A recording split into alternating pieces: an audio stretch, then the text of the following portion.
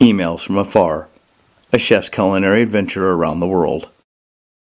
By Mike Sanders. Chapter 7. Tasty Distractions. 11:25, Day 10. Today's the beginning of We're on Our Own. Hiroshi's weekend is up and Sawako needs to get ready for the next semester. Both Sarah and I have really enjoyed our time here with them.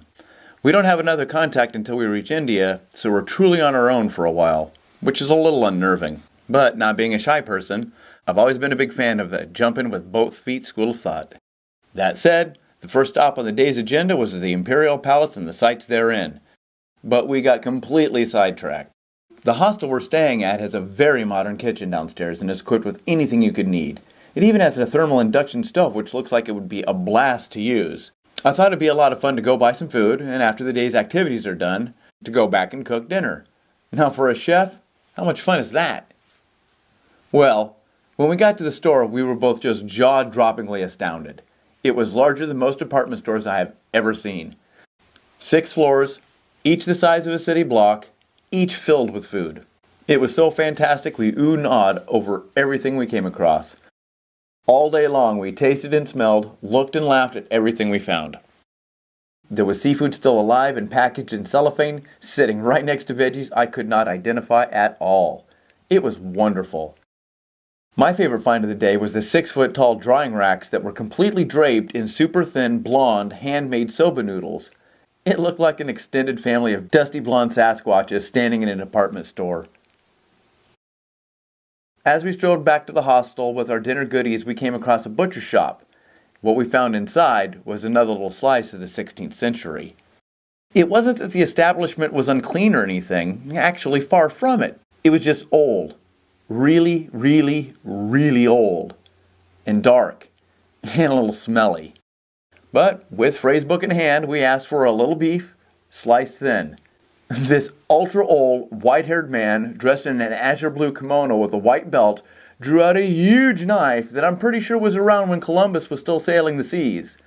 He then proceeded to use this ancient implement of destruction to slice beef so thin it only had one side, which I didn't think was possible, but yet there it was. Just around the corner was another small restaurant I wanted to try. I talked Sarah into popping in for a small snack because we make it a practice not to eat at McDonald's under any circumstances. But I've heard stories in the past about how good their food is overseas in foreign places, especially in Japan, so I decided to put it to the test. Something that I did like was that they offered sides other than French fries, like small cups of noodles, veggie sticks, cookies, pickle spears, green salads, or even apple slices. We had the mini pancakes with jam as our side. It's amazing what people are doing on the other side of the planet. It looks like we're going to stay here for a few more days. Kyoto is a great city and the price is right. We did manage to see a few sights today. After leaving McDonald's, we dropped off our groceries and headed to a huge wooden Zen temple not too far away. Built sometime in the late 1800s, it survived over 150 years of catastrophic earthquakes, citywide fires, and devastating wars.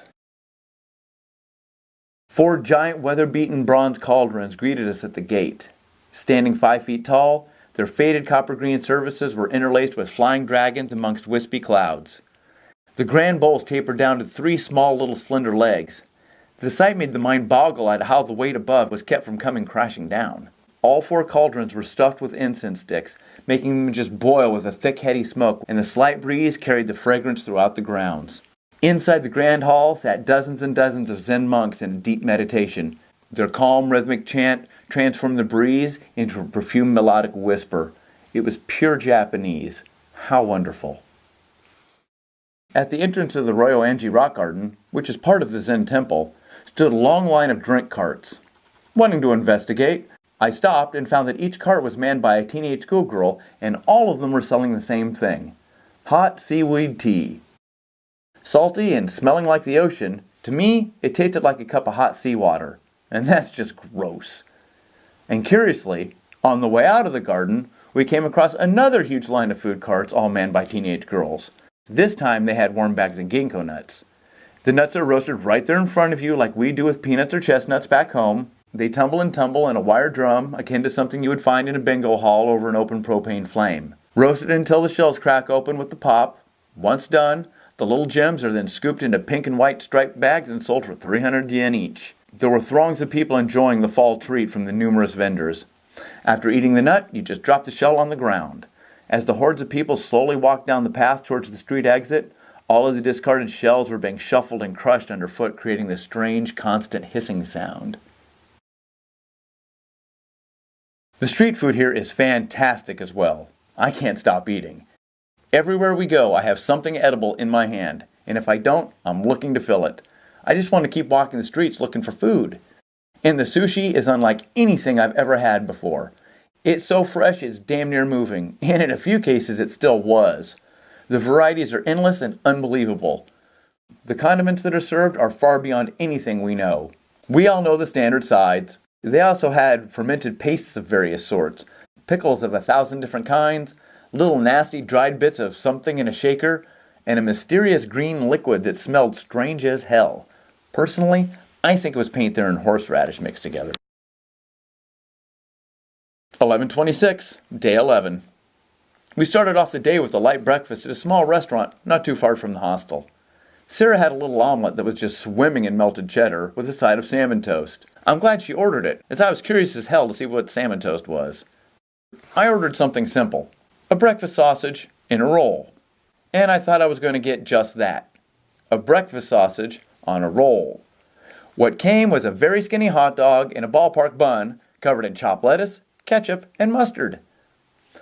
Hell, I figured what the hell, I've had worse before for breakfast and dove right in. The last surprise of the meal came when I bit into the dog, revealing not mustard, but a curry mayo sauce.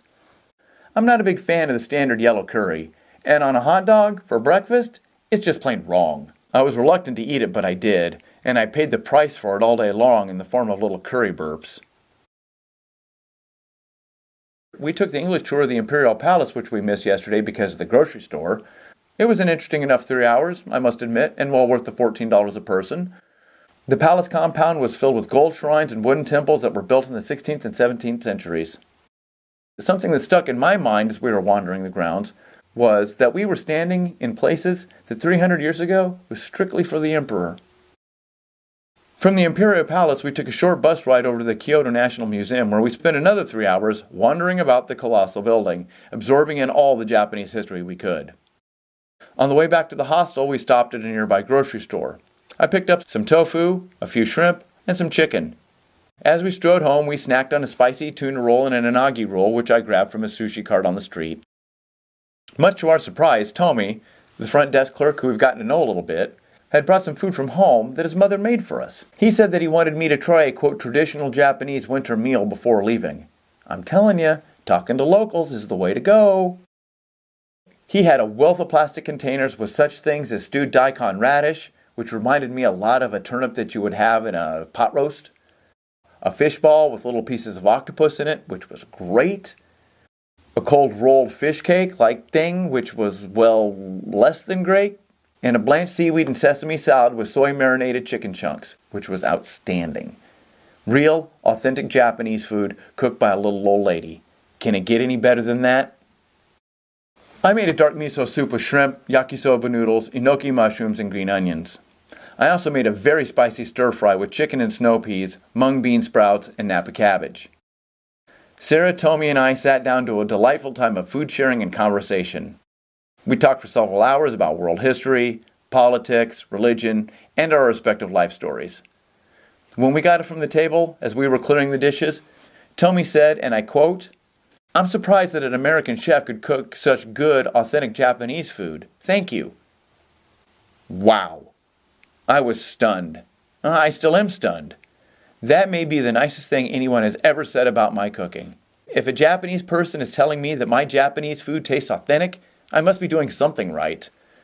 Although, to be fair, I must admit that it's pretty easy to cook Japanese food when you're in Japan. The real culinary feat would have been to cook something not Japanese, say Brazilian, Ethiopian, or even Native American. I thought I'd write down what I made for dinner so I can remember later what a, quote, authentic Japanese meal looks like. Here it is.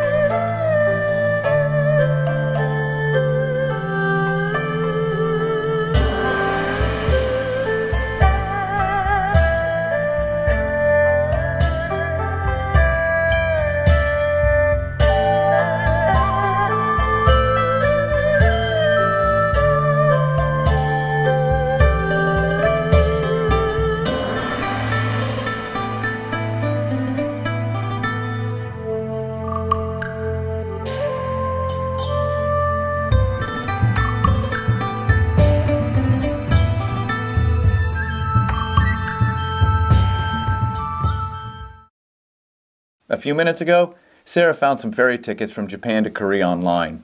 It's exactly what we hoped to find, a boat to Busan. Well, actually what we really want to do is fly to Bangkok, but flying out of Tokyo is drastically too expensive. We've seen prices online for flights that leave from Seoul that are close to half of what we can find flying out of any Japanese city. And I know from previous research that we don't need a visa to enter Korea. So that's it. We'll take the Shinkansen down to Shimonoseki, get our ferry tickets, and go from there. Unfortunately, that means we're leaving Japan day after tomorrow. I wish I could have stayed forever. One more glorious day. This new piece of news brings a few thoughts on Japan to mind. It's exactly what I thought it would be, and a grand surprise all at the same time.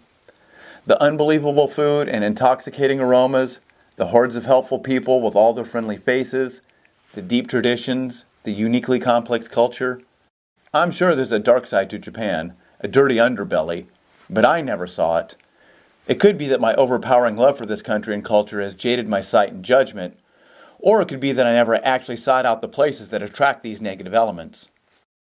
The myth that Japan is expensive is just that, a myth. Overall, it's no more expensive than any metropolitan city in the U.S. We were able to visit numerous sites from the Kyoto National Museum to the Peace Park in Hiroshima. We ate well and often, and we even splurged a few times. Although I think the best thing to do is to visit a street vendor where you get the most bang for your buck, or yen as it were. Of course, currencies fluctuate, but no matter how you slice it, every penny spent was well worth it. Everything we found blended into a magical enchantment that entraps the mind and senses. Japan is a land brimming with people, bursting with energy, and its enthusiasm about itself is contagious. Oh yeah, and the cities are entirely covered in billboards, neon, and power lines.